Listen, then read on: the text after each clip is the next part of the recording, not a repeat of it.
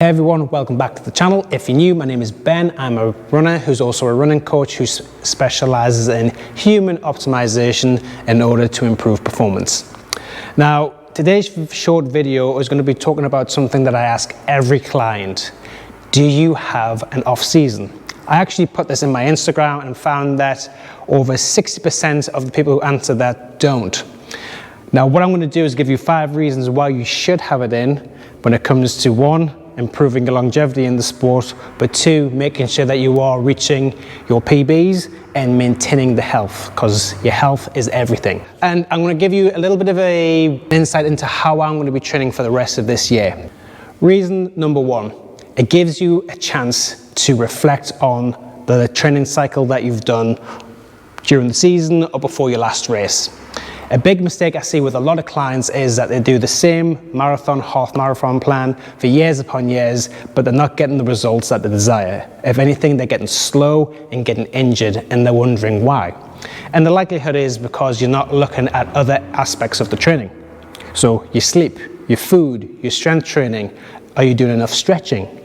All these areas have a huge effect when it comes to the outcome, and in particular when it comes to races and your health. So having a little bit of time to reflect on what things you need to include is going to be a great way to help keep that holistic idea when it comes to your running, and it's also going to allow you to improve performance. Reason number 2, it allows you to build your low heart rate mileage.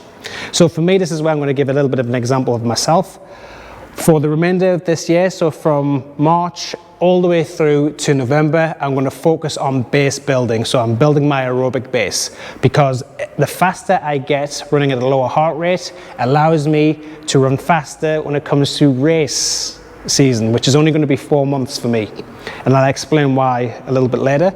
But when it comes to building that aerobic base, it means I'm taking stress off my body. I'm allowed to run just for the love of running, run with friends, have no pressure on doing any interval sessions or anything like that. If I want to, I do have the option of doing it, but it just allows me to get outside and run for the love of running.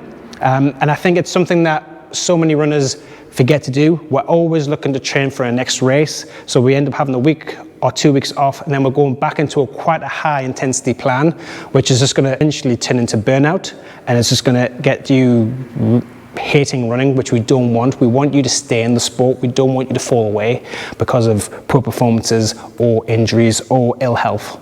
Number 3, and this connects into number 2, it gives you a rest not only mentally but physically. Whenever you're running a race, the mental toll is quite significant. You know, it is a stressful part of running. When you're building up towards a race and you're trying to hit a personal best, if that is to try and qualify for Boston, or just because you've set some targets, it does take a huge amount on the body and on the mind.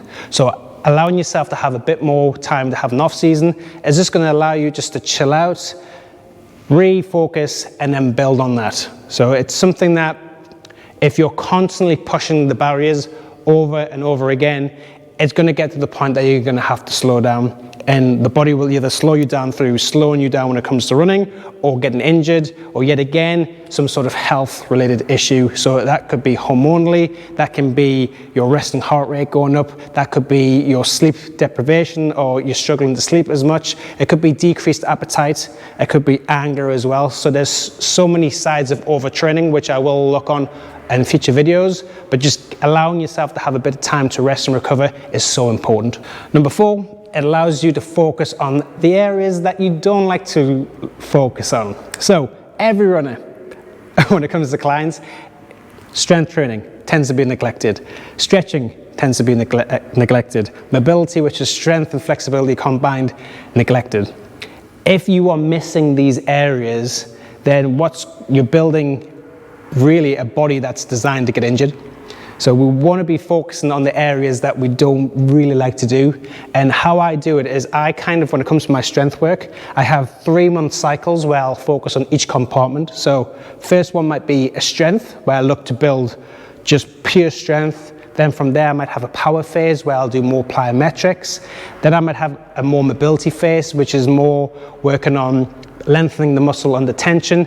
Then I might have more of a balancing core bit phase as well, and that could be during the season, where it's not too much stress on the body, and I'm just maintaining the stuff that I've built early on in the season. Doing the same workouts over and over again isn't going to benefit you, and in particular, I see a lot of runners now trying to do big, heavy deadlifts. Personally, I don't include deadlifts in my training, and I don't think you should, and I'll explain why in other videos. But doing that is neurologically very taxing, and if you're doing too much of it, yet again, you're going to be underperforming when it comes to the thing that really matters. Number 5, it gives you the opportunity to add some variation within your training. Running is a very one-dimensional sport. You run forward, that is it. If you constantly do that over and over again, you become deficient in sideways movements, twisting, running backwards. And if that's the case, you are setting yourself up for injuries, because the hip is a ball and socket joint, the ankle is a ball and socket joint, your spine is designed to twist. If we're just doing the same thing over and over again, the body gets used to that and just focuses on them actions. It's kind of like me eating a diet of kale. Yes, it's healthy, but if I just ate that all the time, I would become deficient in other nutrients and minerals. And if I kept on doing that, I would get really sick.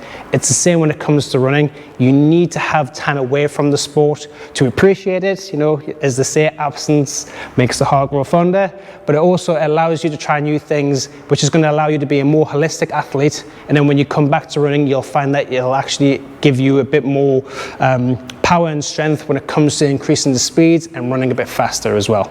That is 5 reasons why every runner should have a off season. Now, if you agree, I would love to see thumbs up. If you disagree, thumbs down, comment why you don't think you need to have an off season, and I'll answer the questions.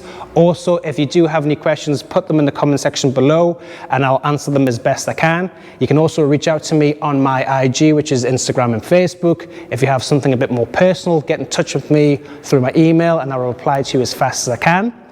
But apart from that, that's the end of the video. So you know what to do. If you've not done it already, please like and subscribe. I am looking to build this channel to help you guys. So the more likes I get and subscribes, the more this will keep me going. And yeah, just remember, you've got to move to improve. And it's not about how much training you do, it's about how much you can absorb. And I'll see you in the next one. See you later.